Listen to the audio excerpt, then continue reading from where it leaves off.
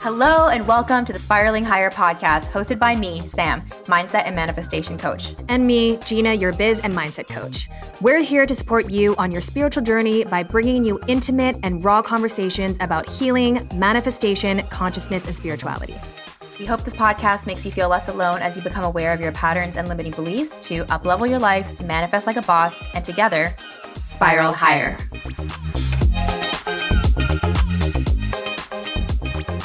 We just had the most beautiful conversation with one of the most just grounding people I think we've ever met. She just has this energy that exudes love, presence, and peace. Would you agree with that?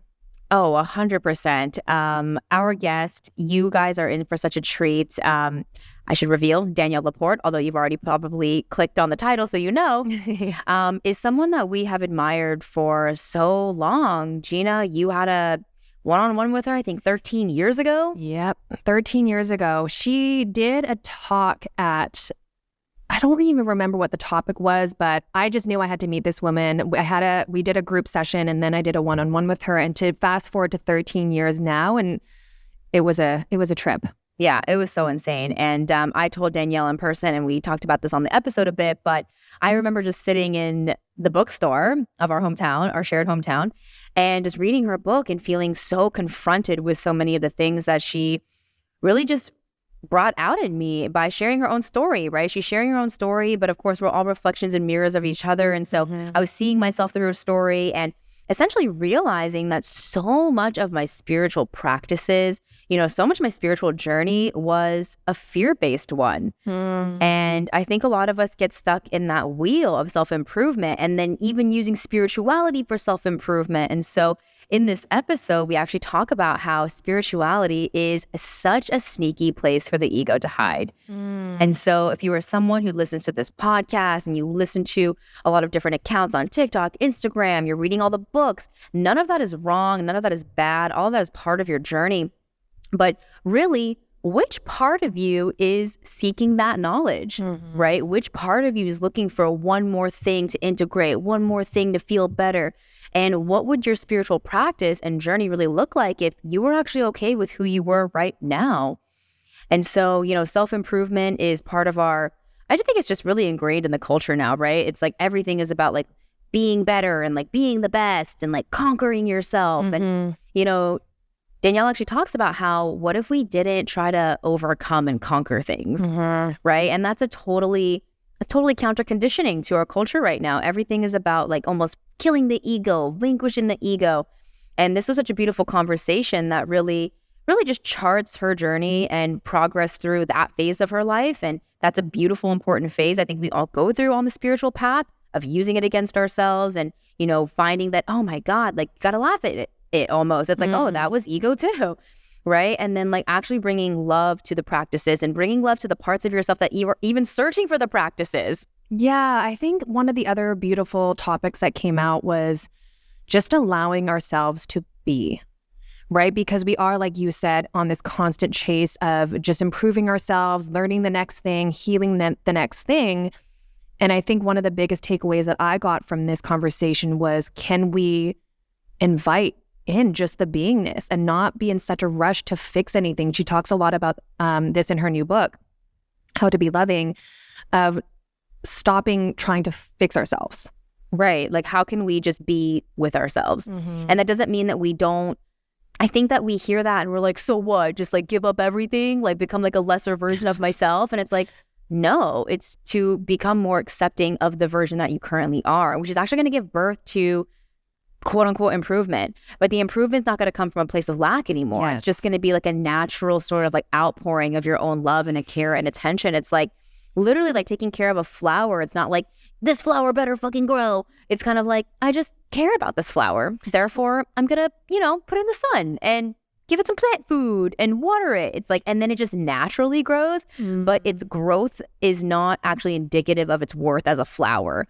And so I feel like that's what we're kind of doing to ourselves. But or not doing to ourselves, rather. We're not actually allowing ourselves to give ourselves love and care from a place of literally loving and caring for ourselves. We do it from this place of not loving and caring for ourselves. Well, yeah, because I think self-improving insinuates that there's something wrong with you. And I think when we can learn to love all of it, because it is all part of us and we can love all of that, then from that place, you will know what your heart wants. You will know what next steps to take or what you need in that moment to feel more loving and to feel, or whatever your heart needs in the moment, instead of it needing fixing or improving. And it's just a very, very different energy and different approach to using these practices, because you're really using them because that's what your heart is calling for, versus needing to do it in order to reach a certain destination. Yeah, exactly. And so this conversation was just honestly such a beautiful exploration of what it really means to live a heart-centered life. When is enough self-improvement enough? Yeah. Right? And actually, this is such a beautiful conversation where Danielle actually reveals like why I don't go to therapy anymore. And she doesn't knock any of these practices or practitioners, you know, to each their own, and whatever they need in that season of their life is potent, and that's medicine. But she talks about how the efficacy of a medicine wears off. And I thought that was so beautiful, because I feel like on my journey too, I'm kind of not even abandoning, but I'm just kind of putting some things down for now. I'm like, okay, like that was really helpful, but it's not really helping me anymore. It's kind of like how I've abandoned my morning routine. It's like, do I really need 3 hours to like get ready for a day? Or like, am I just constantly perpetuating that I need to do that? And so it's been a beautiful, curious exploration. And Danielle, I mean, she is such a force to be reckoned with. She really is raising the awareness of the planet with love. She's actually a member of Oprah's Super Soul 100, a group who, in her words, is uniquely connecting the world together with a spiritual energy that matters. And I couldn't agree more with Oprah. So, I mean, this is an incredible conversation. Her book, How to Be Loving When Your Heart is Breaking Open and the World is Waking Up, has been both Gina and I's nighttime reading for the past few months. And it joins her incredible library of author content, which includes one of my favorite books, White Hot Truths. And so whether you read her most recent book or any of her previous books, or just listen to this, honestly, just listen to this podcast and hear her wisdom, you can tell that it's so embodied. Like nothing is just being said to be said. You can really tell that she's living it. It is her truth. And she just is like a beacon of the truth. And I mean, she's deeply loved and revered in the spiritual community. And so we are so, so honored to be welcoming her to you, our beautiful community. And it's going to be a good one. Let us know what you think.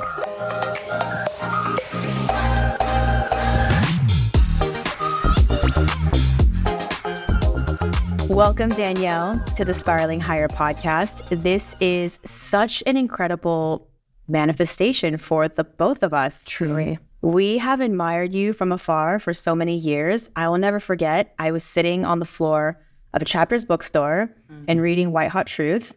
I'm sorry, I didn't purchase it, but I was poor then. And I was just sitting on the floor of this bookstore and realizing that I had gotten my spiritual journey all wrong, which is funny because it's not wrong. It was actually perfect for me. But I had realized that my spiritual practice was a self-hatred practice and something that came from the energy of non-love. And so when I heard you speak on it just so radically and honestly, I thought, this is it. She knows. Because before that, everything was so like love and light. And you were like, babes, your spirituality is not love and light. It's more darkness. And so I would love for you to kind of share that journey of realization for you. You know, what took you from doing all the things, the astrology readings, the shamans, to realizing, I've got to just come back to me. It's exhausting. It is like just really exhausting. Like, you know, the kind of the jokey way I put this now is I looked at my day planner. I was in this great house on East 7th. Context, we're in a real estate space right now. And I had the appointment with an astrologer, a Western one and an Eastern one, in case I didn't like what the Western one said. Just back up. And then I had a Zoom session with a shaman who was Zooming, which seemed state of the art at the time. And then I had my shrink appointment. And then all in the evenings, I had little hearts next to like yoga. And I just thought, I have no time for myself. Right? And but it was around the same time. I was in the middle of a divorce. And I was in the bathtub crying, as one does.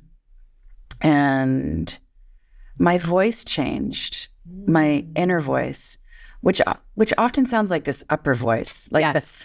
when the upper voice, when the soul really comes through. And I was just going on the same story, like the hurt and the grief and all the things. And my other voice said, of course you're hurting. Yeah, and I felt that, and it was just like, it was compassionate. It was witnessing, like, I'm not crazy. I'm not a new age failure. And then I got out of the tub, and it's such a movie, right?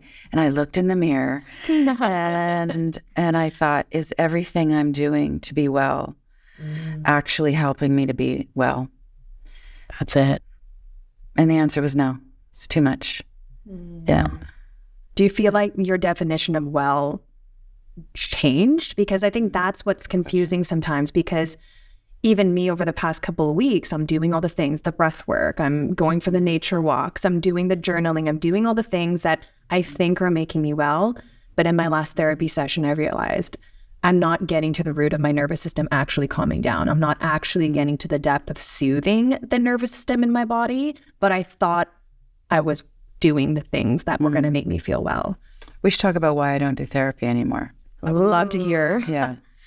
I give full props to the many, many counselors, coaches, psychotherapists, and I'm all for coaching. I'm really pro have someone in your corner. Yes. And there's a very clear delineation between coaching and psychotherapy. Yes. Right? If I had to do it all over, I would still name my child. I would name my child probably after one of my psychotherapists. I might have more children just so I could name them after the shrinks that saved my life. Right. Okay. So it's not where I had to stop. I had to stop doing it, though. There had to be the end of that phase of that journey. Yeah. Because while it was super helpful at a particular point in time, it was a medicine that worked. Medicines lose their efficacy over time because you evolve. And what I noticed was that of course, you're going to work on your unhealed bits, but I was really bringing my ego was really kind of getting off on therapy. Yeah. Oh, yeah. And like, I'm paying this person to listen to my stuff, and I'm going to be validated. And not only am I going to be validated, I can say the same story over and over again. I just keep getting new therapists and saying the same story. And it actually wasn't moving me forward. I wasn't being, well, you don't challenge someone to forgive, but I wasn't being overtly invited to forgive. Which is really what I want to go for. And I just like stirring up the same stuff all the time. Right. And I could see that it was a crutch, had become a crutch. And I wanted to go it on my own. And it's scary. It's like, the ego doesn't want to give up the stuff that's validating it. Yeah. And I'm sure there'll be more. Now, I've really whittled my life down in terms of all the input, and I feel more sane.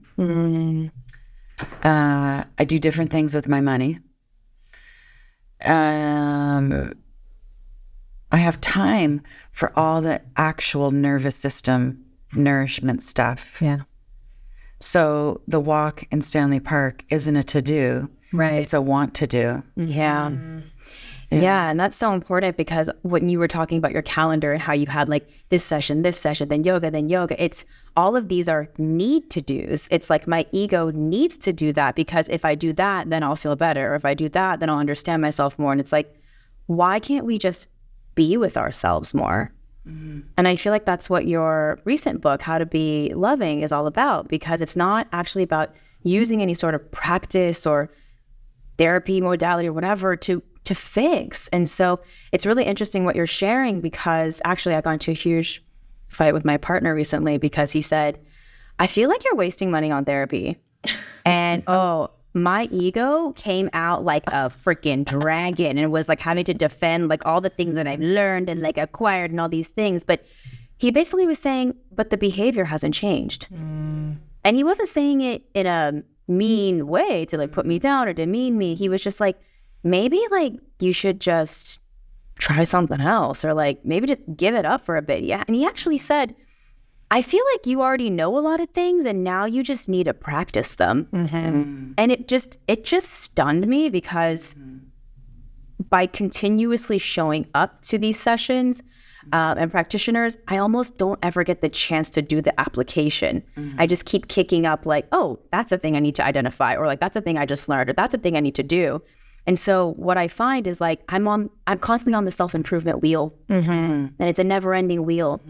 And I feel like I've recently heard that voice as well, that voice that comes through in the bathtub, where it's like, when are you just gonna let yourself be yourself? Yeah.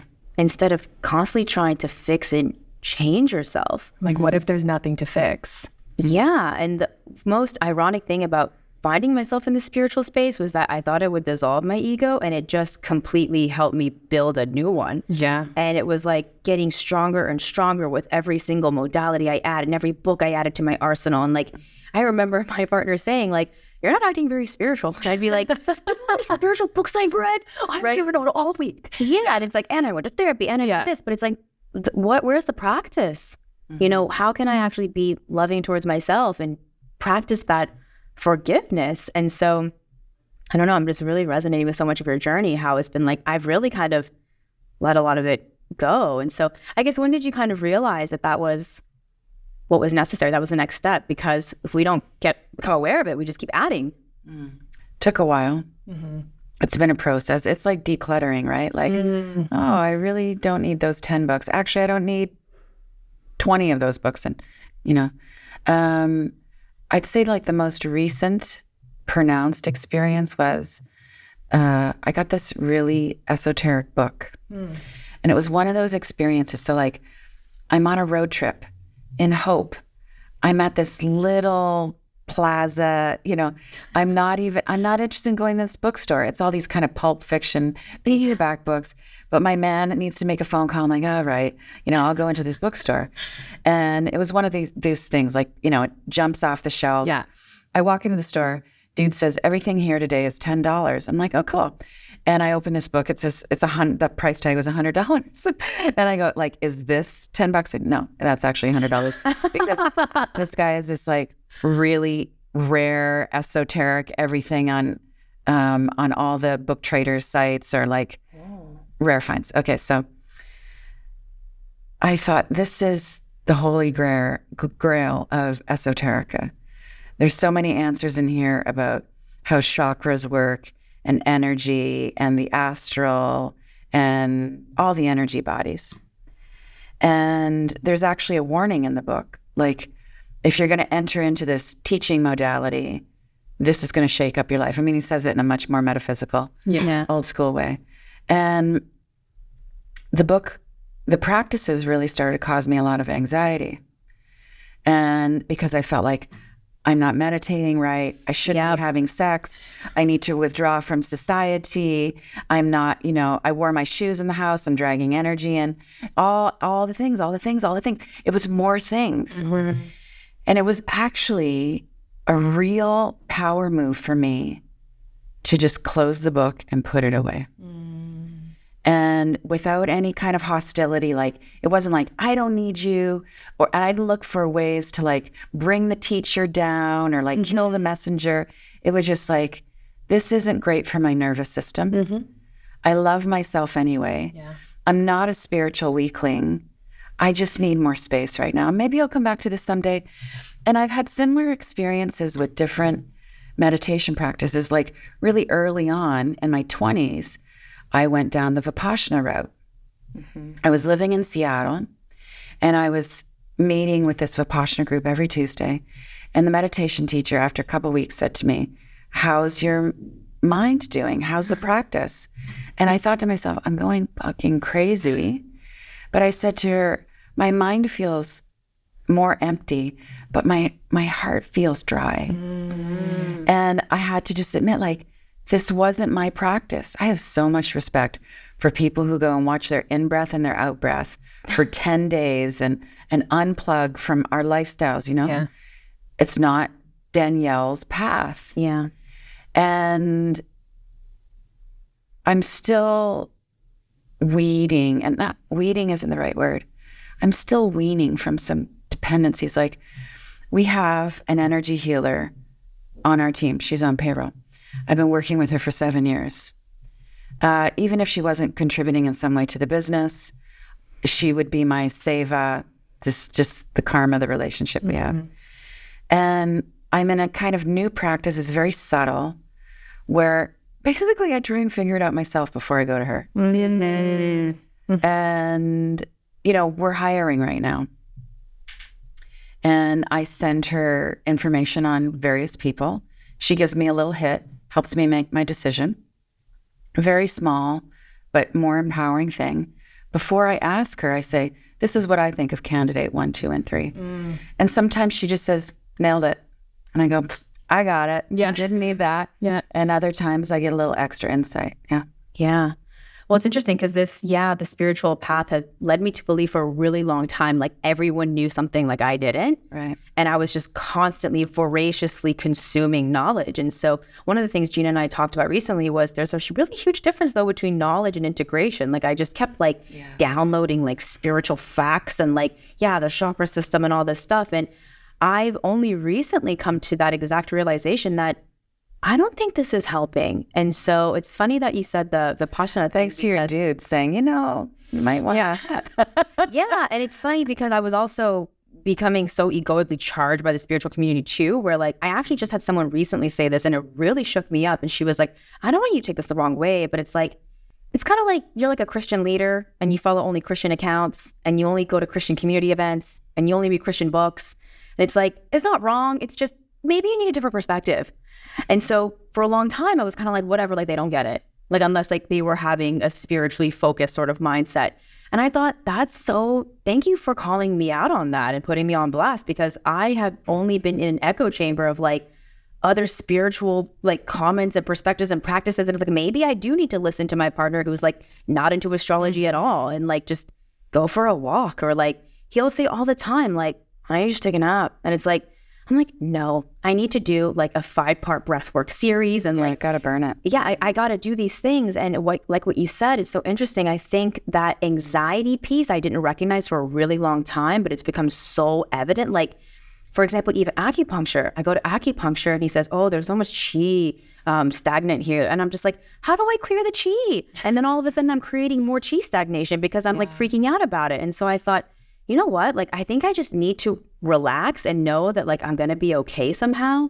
And it's just brought me back to this, like, it's very simple. It's like love and faith. It's like, I don't need to do like a million things to reach the 100-yard line or something until I'm spiritual enough or like healed enough. And I think I would like you to share more too, like how the more doing just creates almost more lack. Nothing gets filled. I love all this. Yeah. This is my story. The question is, what are you focusing on? And what part of you is making the decision, is making the choices? Exactly. So is it your wounded self that's choosing to go to yoga? Or is it your more healed, loving self that's going to yoga? And this decision lever works for like what you wear and what you eat and who you're partnered with and how you show up in a conversation or a sales transaction. You know, we've all had those endless moments where we walk away and we go, I cannot believe I said that. Yeah. And those moments that was your unhealed inner child shadow just kind of bursting, acting out to either, you know, sabotage you, to affirm the illusion that you're not going to get it right, that you're not good. So you don't expand, right? Yeah. Or it's that wounded part of us just really kind of begging for attention. So the shadow will work through the body and say, I've got this ailment, this pain, this whatever it is. Are you paying attention to me yet? Yeah. Are you going to take the afternoon off yet? Yep. Yeah. Or it'll come through in little psychological isms where you say the thing you can't believe you said, so that what's in your basement is saying, you get it now? I'm trying to control you. Yeah. Yeah, I feel like intention is really everything. I mean, a couple of weeks ago, I was really, really stressed out. I had so much to do. And so I actually thought that what I needed in the moment was just to stay in bed and just curl up and just do nothing.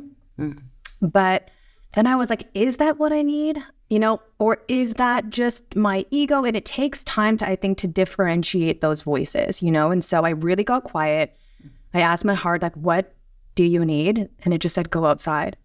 And so I went outside and I had no agenda. I kept on thinking, okay, once I finish this walk, then I can go back and finish these things. So I think when the intention is do this so that you can now go do this other thing versus just go and be, and I'll tell you what to do in the moment and we'll guide you. And I sat in front of the ocean for probably 4 hours. And I just kept on I didn't have any music. I didn't have any meditation, because even that, my heart was like, no meditation. No breath work, just go and just be, and just let us come to you. Like, let us come to you, you just receive. And I kept on feeling, oh, I feel better now. You know, the first bit I didn't feel any better. And my heart was like, that's okay, just be. So I just kept sitting. And then I started to feel better. And my mind was like, you're good to go now. We can go back to the meetings.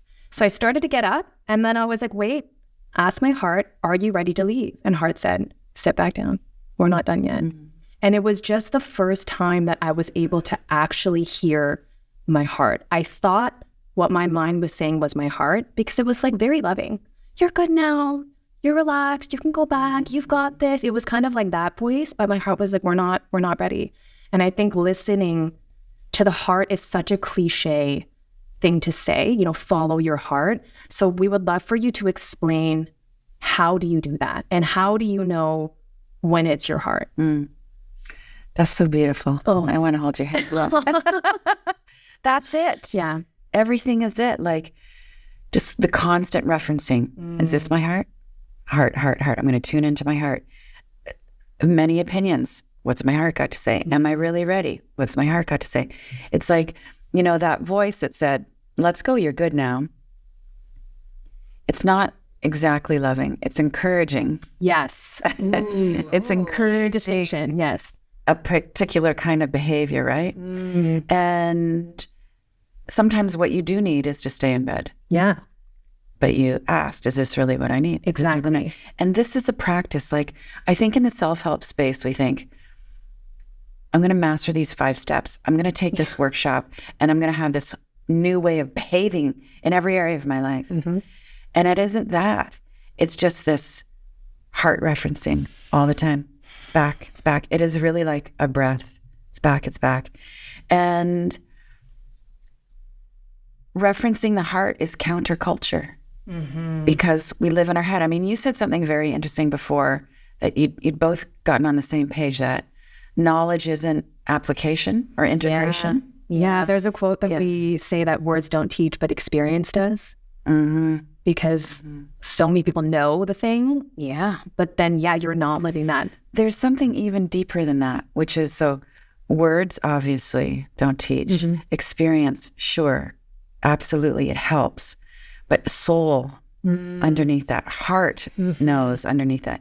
Because you can have the wisdom that's really like a soul quality without ever having the experience. Yeah. Like, we're born knowing how to be kind. We're taught how to not be kind to get our way. Wow. Yeah. Right? So what you're really talking about when you talk about knowledge is of the mind.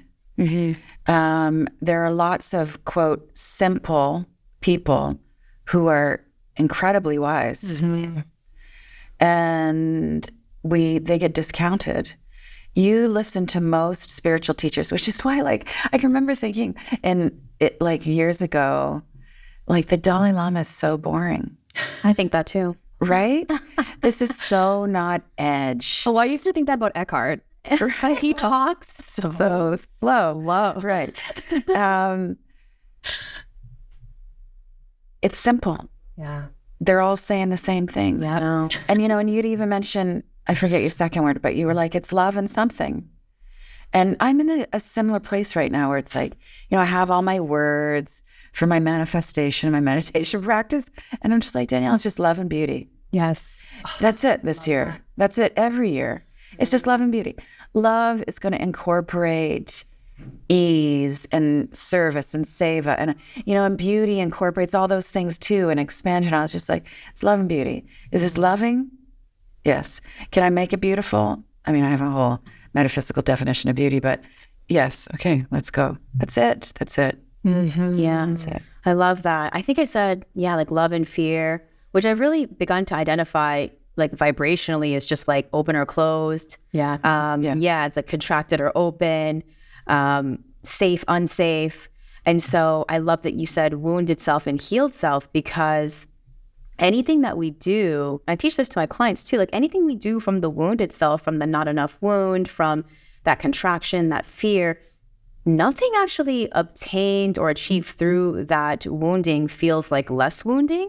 It's like needing more money because you feel like you're not enough without money. Well, then as soon as you get money, you're just like, well, now I need to keep the money or double the money, or like I become very stingy about the money. There's no freedom there. Yeah, it actually makes the wound deeper. Yeah. Like, a visual is, you've got this hole in the ground. This is your wounded self. You can throw money into it. It's going to get deeper. You can throw your car into it and all these relationships. And it's still, everything is focused on this gaping hole. Yeah. And when you pay too much attention to the shadow just grows. It gets very tricky. I write about this in How to Be Loving. Like, where is the best place for the ego to hide? Spirituality. Literally. Yes. Self-help workshops. Yes. I mean, you think about what's the most evil stuff that's done other than child sex trafficking? It's murder in the name of God. Right? Like, it's spirit gets all twisted, and what I'm coming to is, I've gotten this conceptually for a long time, but it's all God. Yeah. And God is in the voice of the person I don't want to get the advice from. Mm-hmm. And God is in, there's the same guy with the face tattoos on the corner of Denman and Barclay every morning outside of Tim Hortons asking for money. And I just think, how is he being God today? Is it he's reminding me to love? Or I used to think, actually learned this from another homeless living guy. There's a gentleman who's often outside of Scotiabank Theatre, and he's always shirtless. Any day of the year. It can be pouring rain, and he's begging for money. And I thought to myself, and I've tried to give him a coat, I've given him money, all these things.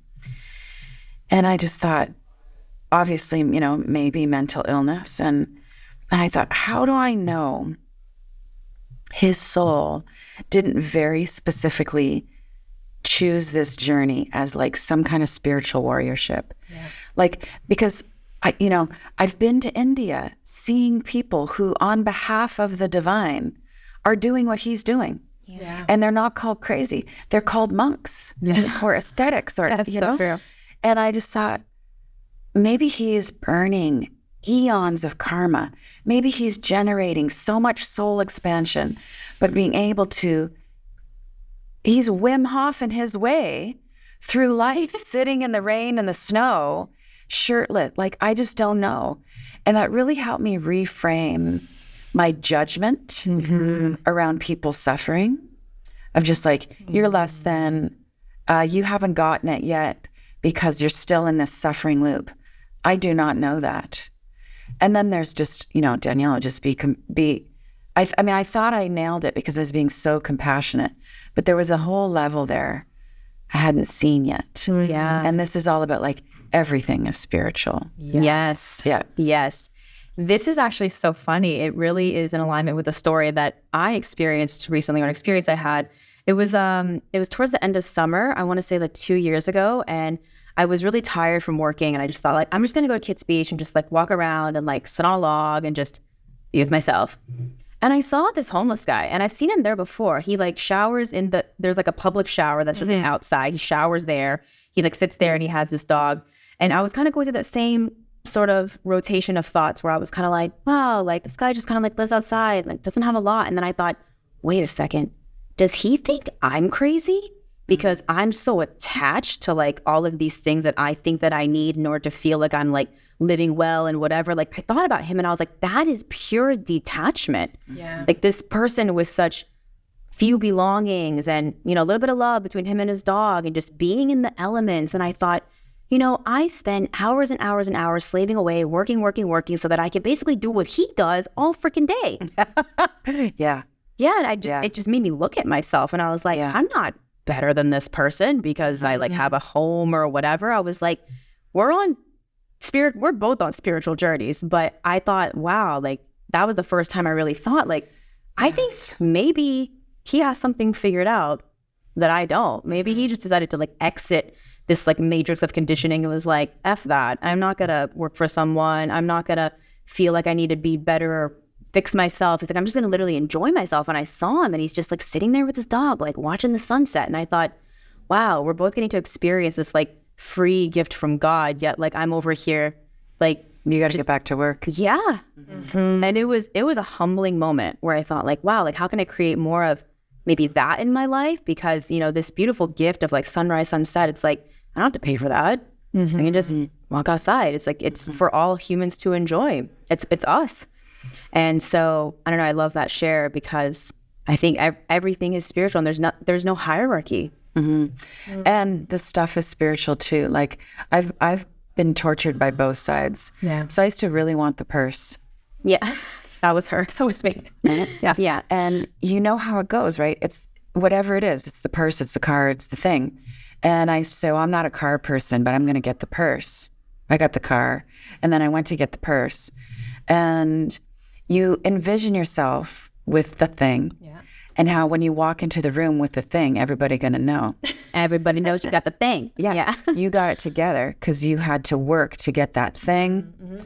And for me, you know, I'm in the wisdom business, so everybody can know how excessively wise I am because I'm so wise I could afford the thing. And lots of people think I'm wise, and I was able to buy the silly thing. And I couldn't bring myself to buy the thing.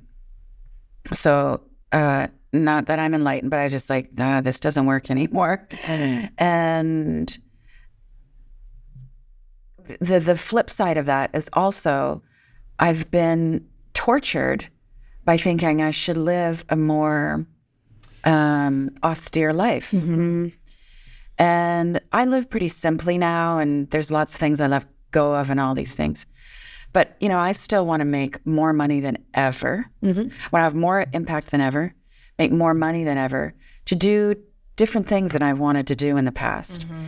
And if that shall be, then cool. If not, I'm no longer questioning how wise I am. Yeah. Right? And I used to think, for me, it was always, I need to drop out of the game and shave my head and give all my stuff away and just get off of social and live with, this is so telling of where this is coming from. Live with the pain of being unknown. Wow. And that comes from this, we're getting really deep now, but it's like, this comes from this paradigm I've had for a long time that there is a punitive God. Yeah. Yes. And what you think of God, how you think God is treating you is how you're going to treat yourself. Yeah. Yeah. That's how you see the world. Yeah. And I am a long-time overworker. Mm-hmm. Now when I overwork, because I'm becoming, one would hope, right? I'm becoming more aware. I don't want to use the word sensitive because I don't identify as a highly sensitive person, but, I'm becoming more aware, and my capacity to sense is, better than it used to be. And I think, well, what's in the way of my sensing? Like, do I need to get rid of more things? And it's like, no, Danielle, it's just ask your heart if you need the thing, you can take pleasure in the thing, is my wounded self that's waiting to be punished, making this choice to punish me. Yeah. Like I've been going to this yoga studio. I'm not going to name names because we're all in the same city. And I really dislike it. Yeah. And my shadow self has been pushing me to go. Like, Danielle, you haven't been on the mat for a while, and you finally found a place that's really close, just around the block, you know. And at the same time, I know everything's energy. The energy in this place, for me, is not great. I'm not going anymore. Like, I just told my man this morning, I'm like, you know what? They don't even let you cancel. And, you know, fuck that app. I don't like fake. You know, I got like my first text from the studio, and I just turned to my guy and I said, this is not yoga. This text, this tone, this is a business. Yeah. This is not yoga. Mm-hmm. And then we got into this great argument. I'm just going to talk about this so I can affirm how right I am. Well, if we got to this, I just want the world to know, if I ever open a yoga studio, well, you're all invited. And I'm never going to open a yoga studio. But the door will always be open. Right. And if you come 5 minutes late, you can still get on the mat. Yeah. If you come 5 minutes before class is over, you can still come. Because I think if you're there to practice, you really need it. Yeah. And now the other argument is, I don't want people to disturb my practice, and you got to move mountains to get there on time, and you're interrupting the group. And, you know, my man was saying, like, Danielle, this is your selfish nature of just like, you can intrude on the group and everyone is going to make room for your mat. And I was like, babe, you got a point. Me just, you know, and I was like, come on, you know me well enough. I'll take the back corner. Right. But I'm still holding firm. Yeah, you're still. Yeah. I love what you mentioned. My first yoga teacher, she was not one of the yogis that I saw on Instagram. Like, because I thought I wanted to get into yoga because I wanted to be cute. I wanted to be in all the handstand poses, and I wanted to be like an aloe yoga ambassador. That's kind of what got me into it. But I'm so grateful that my first studio was not that vibe. It was a lot of older women, actually. I would say like 60s plus, and my teacher was about 70 years old. And as soon as I discovered yoga, my ego loved it and was like, I'm going to come every day. And I actually told her, I'm going to be your most committed student, is actually what I said. And she was kind of like, okay. Like, she doesn't really care whether I show up or not. And then I remember there's a couple of days where I couldn't make it. I was still in school, and so I missed it for exams. And I showed up, and I was actually like so apologetic. I was like, I'm so sorry that I haven't been coming to classes. Like, I said I was going to come. And she was like, yoga just cares that you're here right now. Mm-hmm. Like, and also she made me realize that, like, yoga is not counting and tallying up all the classes that you've been to. Like, because I was trying to basically like get myself to like a level of mastery where I would basically call myself a yogi. And she was like, you're a yogi because you're here right now. And you're not a yogi when you're not here. But also like you're a yogi like in your life and daily practice. Yeah, living yoga client. But I was so like just caught up in like needing to be yogi by coming every single day and like committing to the practice. And she just kept reminding me just so gently, like, it's just fine that you're here right now. Mm-hmm. And I would even say things like, I really didn't like how like today's class wasn't as strong as like yesterday's class. And she was like, there's only today's class. Oh my gosh, she had you nailed. She had me freaking nailed because I still lived with so much memory and ego of the past. You know, ego can only exist with this time, right? Of like comparison from like today's class to yesterday's class. Whereas yoga is really bringing me to the now and the present. So she was like, there is no other class. Like, there's just the one that you're taking. Like, there's the one that you're showing up to, which really made me realize that's life. There's just this day that I'm showing up to, and there's just this moment that I'm showing up in, and I get to apply whatever tools and insights to this moment. But, you know, it's so the ego wants to use like past experiences, and it wants to like, even with the bag, it's like it wants to like acquire things to like make itself big instead of realizing, I think, that the bigness is just this moment, just that you're here. And I feel like the ego just comes up with the easiest measuring stick to keep on finding how you're going to measure up. And so we're constantly in this state of doing something so that we can meet that marker. And then when you realize there is no ruler, there's no measuring stick, no one's counting. Yeah. There is no ruler. There's no ruler. There's no spoon. No. There's no ruler. Yeah. There's nothing being measured. It's just the ego. And that's why now my question to myself is, how does spirit see this? And, your book would say, like, how does heart see this? Because I can identify right away, what does ego feel about this, right? Oh, it's right there. Ego's like, you weren't as good as yesterday. But heart's like, how are you feeling? Okay, let's double down on ego. Let's do it. Hey, listeners, quickly interrupting this episode to say that if you're loving this conscious conversation, we're inviting you to join the dialogue with us inside of our free Spiraling Higher community. It's our favorite place on earth, and it's where you can meet like-minded souls on their healing journey and discuss what you're spiraling through with your conscious besties. It's where we continue this conversation long after the episode ends because, as we all know, healing is an upward spiral. So join the conversation, share with us your insights, questions, and breakthroughs. We're here for it all. You can join by creating a free account by clicking the link at the top of the show notes. Can't wait to see you in there. So this is another thing. When you get far enough into self-help culture, we move into the conversation around ego, but the tone is about overcoming. Yeah. Yes. Obliterating. Ego death. Yes. The ego is not the enemy. Yeah. This is the thing. So the most useful metaphor I've come up with is that the ego is your mind baby. Oh, we talk that. We talk about it all the time. It's your baby. And you created it. Yes. So you created it. Why would you want to ostracize or kill anything that you created? It's your mind, the ego and the mind. I mean, the mind really is ego. And the mind is also the most, I love this word, the most numinous, effervescent tool to create this reality. Ideally, we're creating a reality. We're using the mind on behalf of love, like create good things. Yeah. Meaning things that are beneficial to all beings. Yeah. Right?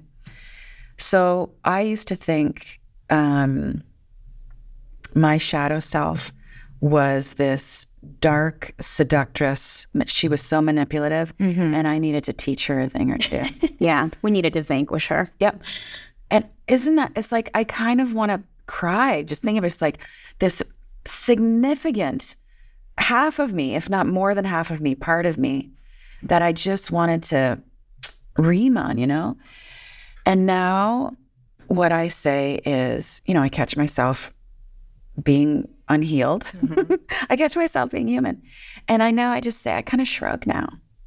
The shrug is so different than stabbing, right? Totally. And I just say, oh, I was egoing. I was ego. That reminds me so much. I just forgot who I was. Right? Yes. Because kids, if my daughter's upset about, I don't know, her friend says something to her, I'm not like, you idiot. It's like she's being a kid. She's, of course, going to be sad about that. It makes sense, but it's so funny how we are so quick to hating this part of ourselves, but it's there for a reason. And it's funny, we've definitely gone through the road of ego is villain, ego's a bitch, we need to get rid of her. But I think it is like ego too needs to be loved. And I think the purpose of the ego is protection. Yeah. So when you see that, even in my own mom, we have a lot of mother wounds. But so much of my healing with my mom has been understanding that even though she drives me crazy and says some things that are not the best parenting style, like that too is coming from protection and love. And so I feel like, would you agree that ego, like is ego's intention underlying love, but it's just terrible parenting style? Or you know what I mean? Is that what it could be? Well, I think the ego is trying to protect itself. Okay, yeah. Like I want to be separate.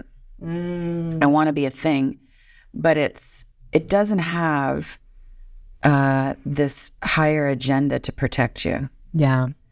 It's because really, really, when you get underneath it, you actually don't need the protection. Yeah. You just, this is really meta, but it's like, you just are. Yep. And what you hear will affect you in any way. You might be hurt one day by what your parent says, and you love the hurt, and you go, oh, that's just a cloud going through my sky. I was hurt. But I'm still this fundamental substance of soul and energy.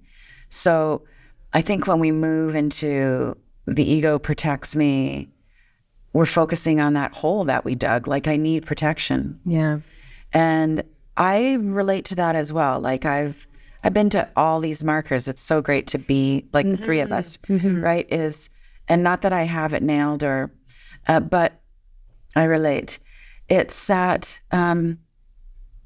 I used to walk through the world thinking I needed to protect myself. Yeah.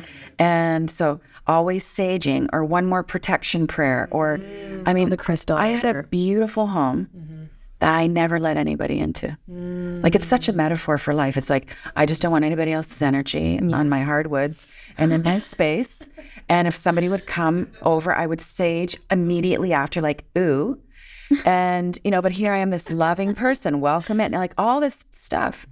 And it affected my dating life. It's like post-divorce, time to get back out there. And I just like, bring it on. I want my soulmate, but don't even try. Right. Yeah. Don't mess with my energy. Yeah. Like, who's going to contend with this? And now it's been, this is the lever, because I know you're going to ask. How did I go from the before to the current after, which is everybody is welcome into my home, come for tea, bring people I don't know. I'm kind of doing these Sunday sermons in my living room, you know, last year, all the things. And then I was like, I'll date anybody, kind-ish, right? I'll go, you know, like I'll swipe right or left or whatever it was. And I learned to be gentle with myself. Yeah. And it was life circumstances bringing me to my knees, where the medicine was, I had to treat myself like I was the baby. Yep. And am I going to stay in bed today, or am I going to get out into nature? It was super agonizing, terrible time. And am I grateful for it? Absolutely. Yeah. Well, yeah, I mean, that's what brings us all here. And that's what I love what Eckhart says of, you know, that the experience that you're having is meant for you because you're having it. I know. It's so simple. So simple. But it's so true. It's so true. And yeah, with the ego, I've definitely adopted kind of a dialogue with it where I just kind of say, they're there. Like, they're there. It's kind of like the baby thing, right? It's like, they're there. I hear you. I see you. Instead of trying to get away with it, because it was using the spirituality against me too, right? Where I was like, okay, like, why do I still have the ego? Like, why is it still there? Oh, it's getting louder today. I must meditate more. But I find saying there helps to soothe it. So I still hear it. It's just, I think that the voice that I'm tuned into louder now is from my heart. But it's very tricky sometimes, because if you're not in an aligned state, then it's very easy for your heart to sound like your mind. I find that switch sometimes to be very, very quick, where I won't catch it right away. And then later I'll be like, do I really even want to do this? And sometimes, yeah, like you said, like laying it down in bed, or I think we've talked about this too, about taking action. You know, sometimes maybe the most loving thing to do is to do nothing. But sometimes the most loving thing to do could be to take action. Totally. But then it's like, am I doing that because I feel like I have to, or am I... You know, but I think it just goes back to, you have to really get still to hear the answer, because when you're even asking that question, you're in your mind. The heart won't strive. Yes. So I love that. You know it's right for the moment when there's no proving. What's right is right. And maybe the heart is going to say, speak your piece, get on stage, do the thing. It's like kind of bigger. Right. But it's not to prove that you're like worthy of anything. Yeah. You're just doing it to do it. Yeah. Yeah. Oh my goodness. I love, a little bit ago, you talked about how there's really nothing to protect yourself from. There's just like you just are, and like, you're okay. And I recently had a coaching call with a client where I was essentially asking the ego to give up all of its false illusions of control, right? Kind of like, but if I do X this many times per week, and if I do, then I actually can control this sort of outcome that basically makes her feel safe, whether it be like, this is going to be the income at the end of the week if I do this. This will be like what I weigh at the end of the week if I do this. And when we kept getting to the root of it, her fear was like, but if I don't do that, then I'll lose control. And I was like, but you never had it anyways. And like, that was just, even for me, as I was saying it, I was realizing that's so true, because I'm over here like egoing my way to try to control every single possible outcome, and realizing that never actually does anything. I just get in my own way, and I just experience so much non-peace. And so, you know, for someone, I feel like a lot of people listening to us now are kind of almost like on the cusp of where you've now jumped off into, right? Where you're like, everything is divine. I don't need to control and fix, right? But for that person who's kind of towing that line of like, but these practices, continues to go into therapy, meeting my astrologer every month, like going to yoga 5 days a week, like these make me feel like I'm going to be safe. I mean, that's what I uncovered with myself, because like I actually recently had a disc injury and I like can't do all the workout things, started freaking out. And I was like, wow, Yes. there it is. I did not realize that my ego was trying to control my size and all these things until I couldn't do it anymore. And then like, so I almost think like when those things happen, it's a really good thing, because like you said, it's revealing what's in the basement. Because I was like, oh my God, like I'm freaking out. Like this is crazy. Right. My analogy for that, like the mind, I want to just take it one notch higher. What's happening is the soul is helping you throw out your disc. Yeah. Because you learn through your body. Most people learn through their body, but like for me, you couldn't work out, brings all this into question. When I had my dark night, I couldn't be wise. I just called my team and was just like, I can't show up. You got to take the wheel with Jesus. So it will get you where you are really thinking you're awesome. Yeah. Yeah. It gets you to give up the thing that you have the thing that you've taken on as a part of yourself that makes you feel identity. It's identity. And so I feel like I'm constantly having to break up with my identity. And it's like, that's great. I feel like I just keep having mini dark, like literally every month. Who knows who you're going to be next year? Literally, I mean, like next week. Literally every week, it's like mini deaths. It's just like, oh, I got to give that up too. And I got to give that up too. And so, yes. I find like on this journey, a lot of people are trying to like add tools, practices, insights. And that's a beautiful time of knowledge acquisition. But it's really like the integration is like letting it all go again. And so it's been the funniest journey, because I feel like I've spent, and you've spent like decades, but I've spent like 6-7 years of just like constantly like downloading shit into my brain, and then like, egoically acting it all out to make sure that like I know X and I feel this. And then I'm like, really all that just to have to like let it go? Really? It's like, so don't care about anything and just love myself. Yeah. I honestly feel like if someone had asked me for like... Hydrate. Yeah. And hydrate. Exactly. Like if someone had asked me a year ago, like what I knew on my spiritual, but I would have given them like a dissertation. Yeah. I'm like, yes. It would have been like doctoral PhD shit on like everything that I like acquired, learned, realized. And I feel like if someone would ask me now, I'd just be like, just gotta love yourself and trust the journey. Like, it's so basic. And it's like, I didn't want that answer though in the beginning. Yeah, it's not very sexy. Yeah. It's like, well, because then you're like, okay, love myself. How do I do that? Yeah. And then you're going, no, okay, I'll be like, so what's step one? That's what I did. How do I know when it's done? That's what I did at Danielle's event. I really stood up and asked a question. Do you remember what I said? You said to treat yourself like a 5-year-old. Yeah. When I said, so how do I love myself? Notes at the ready. Yes. Right. It's like, how do I do it though?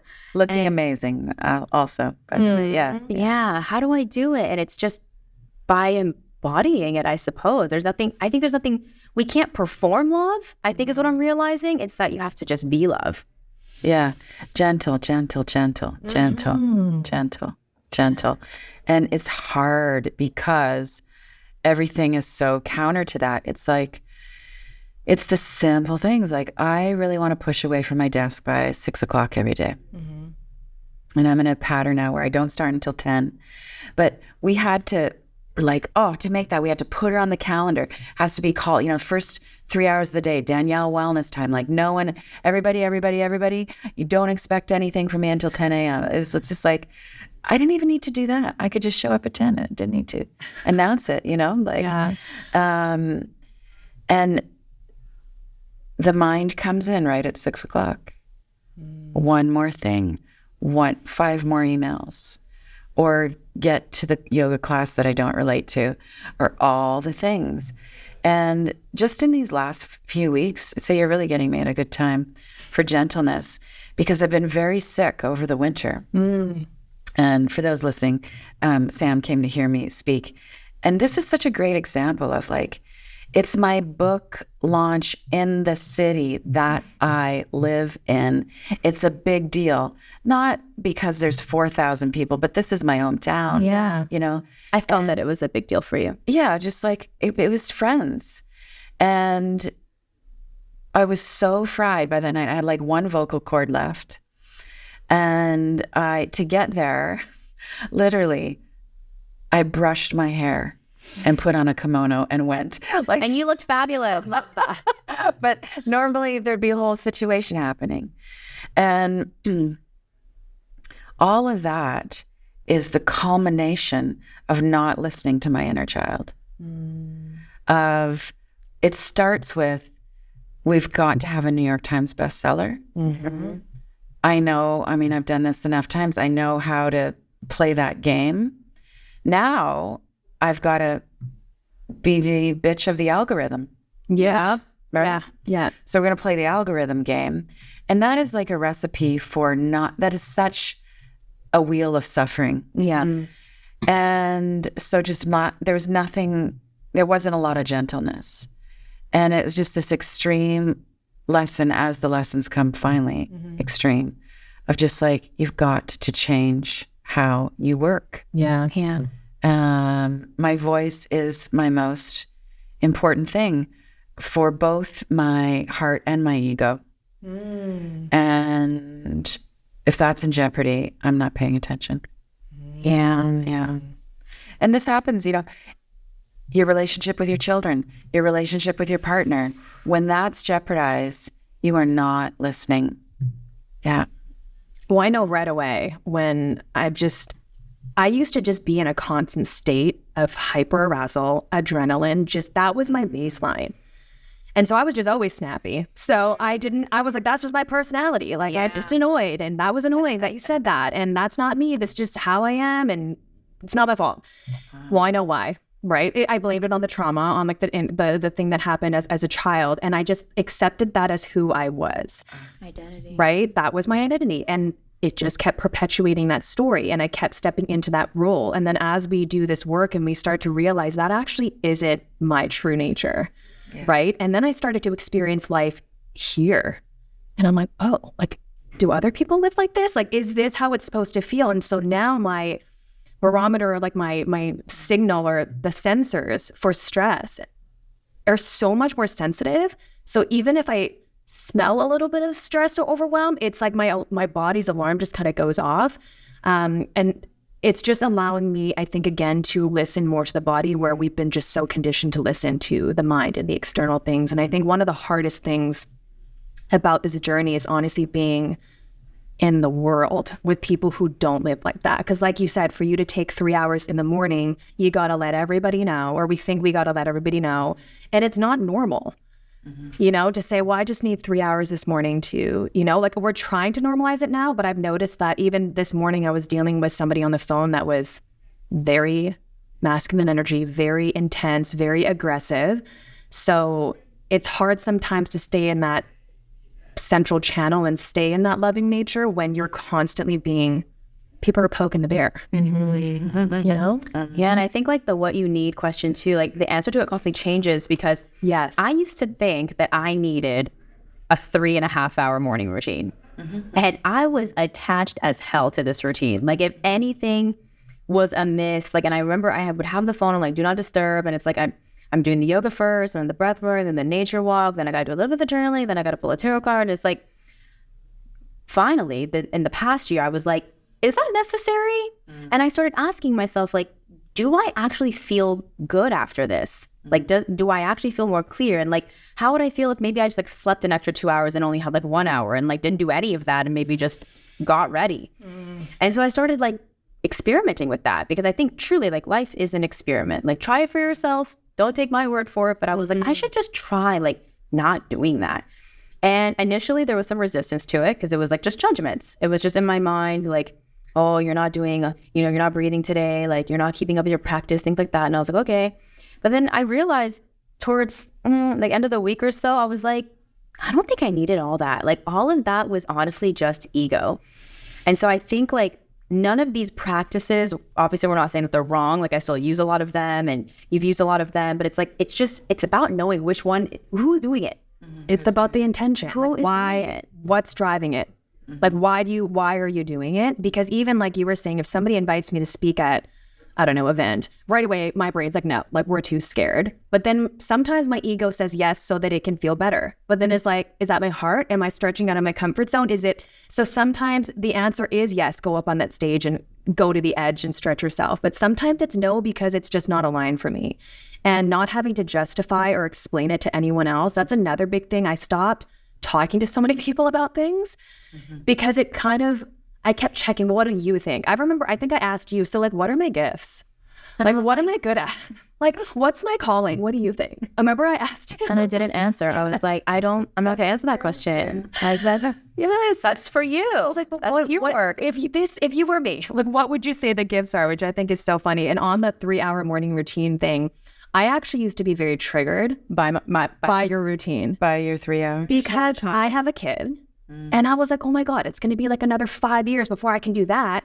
And so then I thought, okay, well, how am I going to get 3 hours in my day to get to that level of being connected to myself, which is so hilarious. And I wasn't even that connected to myself. Well, I think sometimes you were. Sometimes. You guys are great. I just think it's such a fine line, because sometimes the meditation walks, I'm not a nature person. Okay. My husband thinks it's hilarious that now I'm like, I need to be outside because I used to be like, drapes closed. I just wanted to be in darkness all the time. And now I like hug the trees. I talk to the trees. I talk to the ocean. Me and the sky have this whole relationship going on. He just thinks it's hilarious. But, you know, what started as a very loving spiritual practice of going in and just getting so much wisdom turned into, I need to go to the forest to get the answer. I need to go in and find out what the sky is going to tell me. And it turned what was supposed to be loving into this expectation of perform for me instead of like, can you just let us be? And actually, I heard that. I was in Sydney over the weekend, and that's what I heard the sky say was, can we just be without having to be something for you? And then I was like, oh shit, okay. And then they were saying to me, can you just be without expecting anything from you? And so I just spent so much time just being. Yeah. Being. That's what they say. It's all about being, not doing. And it's like, how do I stop like trying to get, like, I think a lot of us are thinking like, what can I get out of this? Right? Like, what can I get out of writing the transaction? Yeah. What can I get out of writing this book? Or what can I get out of creating this content? Or what can I get out of going to this workout? And it's like, I just have realized I don't like that anymore. I don't want to try to get things out of a thing. Can the thing be enough? Can going to yoga be enough to just do yoga? Why does it have to be anything other than that? Yeah. You know, and I think about my daughter all the time. Like, she's taking piano lessons, and I told the teacher, no exams. Oh, good for you. No testing. I don't want any quizzes. I just want her to come and learn for the sake of learning. You know? It's like counter tiger mom. I love it. Oh, I had a major tiger mom, and I'm just seeing through raising my daughter how the conditioning happens. Yeah. You know, it's so obvious. And it's funny because she teaches me all the time. I tell this story I just told you about her in art class. So she's in art class. She loves drawing, but objectively, her art, like when you look at it, you can tell which one's hers, right? She doesn't like to color everything in. She has her own style. So when I look at that, I'm like, I love it because she created it. And I see her in that, right? Not because like, you better make 5 of these because we got to monetize, or, you know, this could be a business if you tried harder, right? But that's what we do to ourselves. It's like, why can't I, like, even if I make a post before, it was like, well, is this good? Do other people think it's good? But now I can look at it and think, I just love it because I created it. Mm-hmm. And I was able to learn that from loving what my daughter created, because it would be the equivalent of me being like, well, if theirs is better than yours, which would be so crushing for her, but we're doing that to ourselves all day, every day. Mm-hmm. And so it's just been a journey, and I don't know where I'd be without my kid, because I think she's just been the biggest mirror of seeing what that self-talk does, because I would never say that to her. Mm-hmm. But I find it so much easier to love her unconditionally than myself, which I think is the journey that we're on. So, yeah. I have learned more about how life loves, God loves, through being a mother. Yes, me too. You know, just like unconditional is possible. Yeah. And when I am my best self, I think, well, that's how God loves. Mm-hmm. Yeah. just as is. Yeah. And as is. And I think we have to forgive ourselves too for like being so neurotic, right? Like, you know, needing to get something out of something and do this and get to this place, because, you know, actually a lot of our mothers did love us like that. Yeah. You know, and I have a few people in my life who had like, actually my partner's one of them, had like actually unconditionally loving mothers, like just beacons of like love and light, like nothing but love, like never judgment. Honestly, there are times in my life where I think my husband's mom should judge us. You know, I'm like, don't be forgiving of that. But she's just a constant like outpouring of love. And it's interesting the way we move through darkness or like dark spots. You know, I'm constantly shaming myself, I think, or the ego is shaming me for going through that instead of like the of course, right? But his motto is always of course. He's like, of course I feel like this. He's like, I'm just a human, or like, this is natural. And I'm like, I'm realizing now that those dark clouds that we experience. So Danielle says in her book that we are the sky and everything we experience emotionally is a passing cloud. But I think that when I believe I'm the cloud, or maybe even believing that the cloud means something about me as the sky, Or trying to get the cloud trying to get the cloud to move, that's what causes so much suffering, because I'm looking at these other people in my life who just don't have the same emotionally suffering experience as I do of a dark moment. You know, he can just kind of move through it because he is being like literally the loving awareness. He's like, yeah, this is just something that happens and it'll pass. And so I used to think people like that were naive. Right? I was like, come on, analyze it more, suffer. No, that is, I mean, we're oversimplifying it, but it sounds like that's the result of just love poured on your nervous system. Yeah. And now he just says to you, you know, you just take a nap. Yeah. Because just being feels passive. Yeah. Right? It feels like, so just do nothing. Like it feels like give it all up. Yes. But here's the reframe for being. It's all about receptivity. So while you're being, you're actually getting contact with the universal mind, which is what everybody wants to tap into, whether they know it or not. You're actually dancing with life. You're dancing. Yeah. And I mean, the most pure, radiant activity is happening in stillness and silence.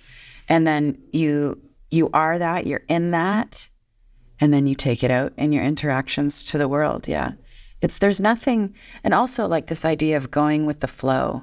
It's not lazy at all. You have to really pay, it's very intelligent. Yeah. You have to pay such close attention to go with the flow. Yeah. Oh, this way, this way. Oh, I sense, a little to the left. Oh, take this phone call, eat that. Oh, so powerful. Yeah. Yeah. And going against it is so futile. Like So futile. So energy inefficient. Yeah. Yeah. Oh my gosh, Danielle, you blow my mind. You both are so lovely and deep. It's great. One part of your book that I really love when you say, when you're overflowing with loving awareness, it seals off the access points to negativity. I really love that, because I think that is, we talked about this actually in our last episode, or in the first episode of this season, where I have like a major fear of being seen. And, you know, and Sam was like, oh, you seem like you're like totally confident now. And I was like, no, I'm not at all. But there's so much more love that it has sealed off some of those access points that fear would have come in. So I really love what you shared there. How do we access more of that loving awareness? Like, where do people start? For a lot of people, it's so foreign, right? To be in loving awareness. So where do people start? Well, I want to say something really esoteric for a second. So about sealing those access points where negativity could come in, we need to understand how thought and energy works. So everything is magnetic in nature. And so imagine that you have one negative thought, and it's like a little energy ball. It probably looks like a little lead marble, you know, it's heavy. Like attracts like. So you have one miserable thought, then, all these other miserable thoughts come in, all these reasons you should be miserable. So that's happening in your own consciousness and being. but it's happening in the energy field as well. So all of these, you could say like ghost-like, disembodied energies, thought clouds floating around in the office, in the street, in the world, are looking for similar vibration. This is why if you are miserable, you will attract someone at the cafe who is just as miserable as you that day, because magnetism. So when you think about, this goes back to your point about protecting yourself. If you walk through the world thinking, I need to protect myself from my own negative thinking and everybody else's negativity, you're putting attention on the negativity. Yes. And you will get more occasions where actually protecting yourself is necessary. Yeah. But the point about sealing it off, I think, is really important, because your love, your radiance, what you are using, the power of your mind to focus on, your light, really, this is the light of consciousness, is repelling all that negativity. Because it is, this is the point I'm getting to. That negative energy is looking for a place to land. Yeah. And it will enter any way it can enter. It will enter through a really violent movie or a shitty mainstream song. You just listen to the messaging of most mainstream music. Oh, yeah. It is, that darkness is looking for a way to creep in. Don't let it. So don't consume those things, and then just keep focusing on the light. I am loving because this is how I show my love. I am resilient. I am forgiving. You just keep choosing. It's going to sound cliche, but you just keep choosing love and light. Yep. You keep saying, should I stay in bed? Should I go sit in nature? Heart, heart, heart, heart, heart, heart. And you will repel the darkness. It is a constant conversation. And at first I was about to say how annoying that can feel, of like, what do you want to do hard now? And 10 minutes later, because I do feel, I said to you that it's like every 5 minutes I feel like I'm recalibrating. And then I was like, how do we stop having to recalibrate? Well, what you're doing is you're retraining your mind. Yes. And eventually it will become second nature, because the mind will become your athlete. Yes. And you're going to hit mastery. But also the mind, again, ego is the mind. The ego texture of the mind starts to calm down. It's relaxing, because not because you're like, get in line, get in line, get in line. But you're saying, every time you say heart, heart, heart, you're actually saying to the ego, I'm paying attention. Yeah. I hear you. It's like saying to, your kid isn't asking you, when are we going to eat? When are we going to eat? Your child, if you feed your child good food 3 times a day at the same time, their body knows, their mind knows, and they're not in fear of whether they're going to get fed or not. Yeah. It's the same thing with like ego, fear, I hear you, I'm going to the heart. Hear you, we're going to the heart. And, if you have a fear of being seen, whatever that means for you, I mean, it'll come up in every area of your life, right? Yep. You are going to say, just a suggestion, you're going to be really gentle with that fear. And you're going to say, and I'm taking you with me. Like, you're not leaving your fear in the basement. You're not leaving your fear at the bottom of the priority list that day. You're saying, I heard you, and I'm the mother. Yeah. I am connected to the divine. I am powerful. I have room for you. I'm going to put you in my purse, and I'm going to take you on stage. I'm going to take you to this conversation today. Yeah. I do visualize myself literally carrying a scared version of me that was scared in the past of doing that, and just saying to her, like, I know it wasn't safe for you before, but I'll show you it's safe now. And even if you don't believe me, like, it is. And there's something about that I just have to keep reinforcing, that this is safe, that I got me. Can I give you a refinement? Please. You might want to see what happens if you don't reference the past. In that. That's the biggest. So instead of saying, I know it wasn't safe for you before, because you're just bringing that memory up for the wounded self. Just say, I know you don't feel safe right now.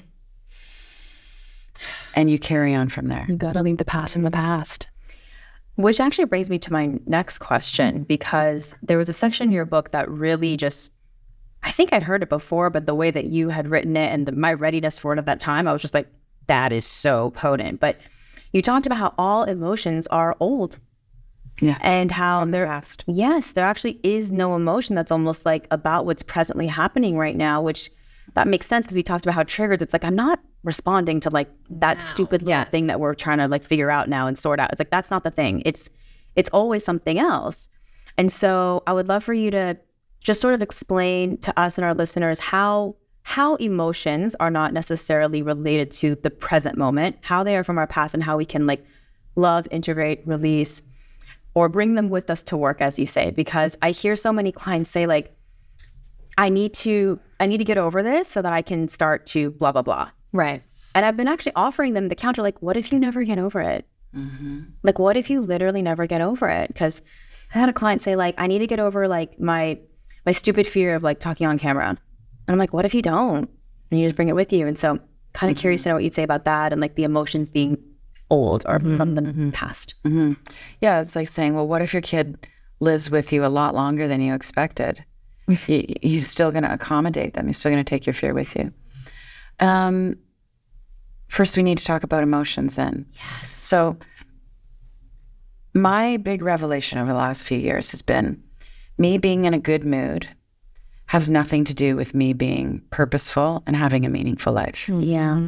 Because I've been in really bad moods and had really rough patches of life. Yeah. And I realized like I could still be really loving. And I could still be a great friend. And I could still receive love. It's like, there's something to this. And I realized it's about virtue and higher states of consciousness. So like the quick one on that is love is not a feeling or an emotion. Love is a state of consciousness. Mm-hmm. It's the stuff of existence. And it's foundational. We can access it all the time. Yeah. Because some people, somebody asked me in my Heart Center membership a couple weeks ago, well, what do I do if I don't want to be loving? Well, who wants to be loving all the time? This is the struggle. Yeah. I just got cut off in traffic, or they just screwed me out of the contract, or whatever it is. I don't want to be loving. You choose to be loving anyway because you're the mother, the divine, this conscious being who's got it. You make the loving choice. You say the loving thing. That is evolution. That's consciousness. Yeah. Right? You're conscious. I don't want to be loving, but I'm choosing to embody it anyway. Mm-hmm. So the lower chakras, the emotions, the mind, how do we know to be angry? Because we're trained. Yeah.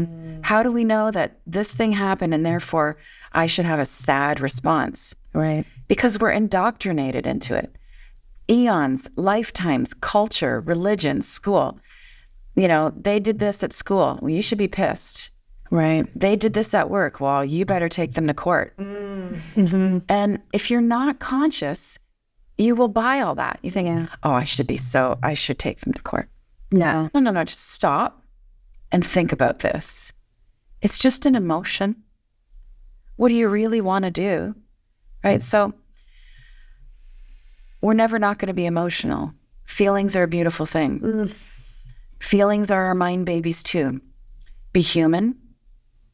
Acknowledge them. Listen to them. They're telling you something. Do not identify as the feeling. So this is a very long, unpacked answer to your question. What do you do with your emotions? Love them. Integrate them. Pay attention to them. Get on with your life. Get on with loving. Yeah. It really is like, she's very close with my daughter. So it really is like loving Emmeline's emotions, right? Like I always tell my husband, because he said, why is she getting so upset? Like I already told her this. And I said, it's not logical, right? There's no logic to emotion a lot of the time. So, but we still have to hold space for that. And so I think it really is just bringing that same practice to our emotions, but we're so used to having to explain why. Yeah. Well, and your husband doesn't need to know why. He just needs to love her. Exactly. And with us too. Yeah. And it's the same thing with us. So I was talking to a dear friend. He's just like, why does this trigger me? You know what? We've talked about why it triggers you enough. Yeah. You don't actually need to know why it triggers you. Just be like, I'm triggered. This is what I feel. What's my healing response right now? I'm going to go for a walk. I'm going to leave the room. Because so often when we go to the why does it trigger you? Yeah. Like, I love it. I really want to go there too. Analysis is a great thing. Please, at some point in your life, ask the questions about why it triggers you. But you can't do it with everything. Like, one of my greatest esoteric lessons has been, wow, Danielle, you don't have to process everything. Yes. You don't have to see every cloud in the sky. Like, I've got a bigger thing to do today, which is be kind, be loving, get to yoga, whatever it is. You don't need to process it all. So it's also very helpful in relationship. Oh my God. Oh my God. Because you'll use the exploration of the triggers almost like sometimes justification for like your reaction too. Well, and the story or the reason why you're mad. Yeah. Right? We just stay onto the story, and then it's a story fighting a story. It's not heart to heart. It's not person to person. It's just my story versus your story. Oh, very good. There's also, I find, a spiritual superiority. It's like, if I can in the moment let you know that this is your family of origin thing, Yeah. that I have the upper hand in that moment of the dance. Yes. Or I could just say, wow, babe, you probably need to eat. I think, I don't even need to say this is a blood sugar thing. It's just like, you know what? Why don't we just get you some food? Yeah. It can actually be that simple. Yeah. Yeah. It's so funny because I just recently went through this where I was trying to explain all my triggers. I was like, we had this huge thing, and then I was like, we need to have a conversation. And and I actually started laughing at myself in the middle of this conversation because I'm like, I'm so funny. Like look at me trying to like do this, like, let's talk. This is what happened. And this is what it reminded me of. And I'm just like, I actually started laughing. I was like, oh my God, I just need to like move on. Like, and he honestly was looking at me too, kind of like, I already know. And like, kind of like that was yesterday. And it's like, look at me. Like, I just keep bringing like the past here, and I'm trying to explain it. And I'm like, and it's like, it's the funniest thing. Like, literally just move on. It's so basic. It's kind of just like, taking your suitcase on a trip, and you're like, want to see what's in here? Like, want to see what's in here? Do you want to know why I packed it? And it's like, none of that matters. Just, I was like, bring your suitcase to dinner. Yeah. Not even necessary. Yes. Yeah. So true. So true. But this humor twist is similar to your twist of, you will say to your shadowy self, there. Humor is so powerful. It's just like, sometimes, I'll do something and be like, oh my God, you're so awesome for doing that neurotic thing. It's so funny how you do that, Danielle. And the charge is out. I move on. Well, we get about that a lot where I'm like, oh, the universe must just be like, oh, Gina. Yeah. Look at you chasing your tail again. Because we do that with our kids too, right? When we laugh at them. Totally. Where she's upset about losing a video game. And I'm like, oh, it's okay, babe. She's like, I was just really trying or whatever. And we think it's endearing. Well, I remember, and I know Emily does this too, but as a kid, like I would get so mad when like my mom was like laughing at me. Like when I was really upset, I'm like, no, like Mom, like, and I'm trying to justify. She just finds it funny because it's like she already knows it's like not a big deal. It's kind of like, okay, like that's great that you're having this reaction, but it's funny to me. And so in that moment of kind of humor with myself, I was like, oh, like this is just not a big deal. Like, but look at me making a big deal out of it. And I was just able to kind of laugh and chuckle and like move along, but I'm just not taking it so seriously too. I think has been helpful for light touch. Lighter. Yeah. Lighter. Because for a minute there, you and I, you're like, oh, the trigger came back again. Let's start all over again. And I remember I was like, I just need to figure out how to love myself. I was so annoyed with you that day too, because you were like, you don't have to learn. It's right there. And I was like, no, you don't get it. You don't get it. I have to like find it again. I was like, you're just learning how to love yourself. And another thing you need to do to get to love yourself. Do you see what you're doing? And then I was like, but it's my homework. Because I had a medical intuitive who said to do a self-work to basically connect with my love. And I was like, well, I'm trying to figure that out. Where is it? How do I find it? And aren't we great? We're so great. I know. We're so just funny. We're so keen. Yes. And to want to grow and to want to be more, to even take the homework. We're awesome. Yeah, you took that homework very seriously. She told me that too seriously, but then we can laugh about it now. Yeah. It's funny now. It's funny now. Oh my gosh. I feel like we could just talk to you forever. I want to keep going so bad, but I don't want to take up all of your time, but we have to have you back. There's one final question we always ask everyone. I cannot wait to hear your answer. Okay. I find that with a lot of us, we do have some maybe common themes that we spiral through in our lives, where it might be a recurring kind of lesson or just something that keeps coming up for you. We would love to know if you have some themes that you would like to share that you spiral through. Oh, now you're giving me therapy? Yeah. What's my deep? Yes. My themes are authority issues. So you can imagine how I've been in the last 3 years of life on Earth. And an abandonment issue. Yeah. So what I've learned with the authority issue is I used to be really brazen with it and be like, I have authority issues and I cannot be contained, and thought it was really cool. But really what's underneath that is a terror of being controlled. That's that too. Yeah.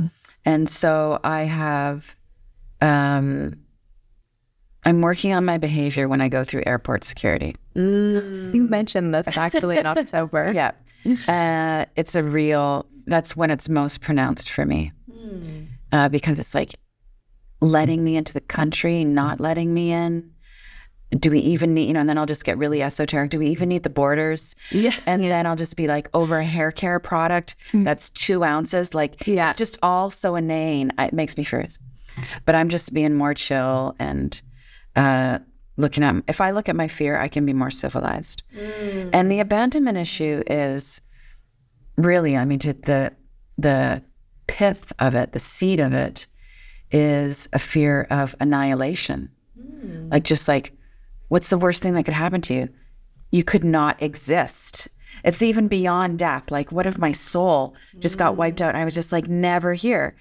And that just comes up in like, is someone gonna want to publish my book? Like, that's how it manifests.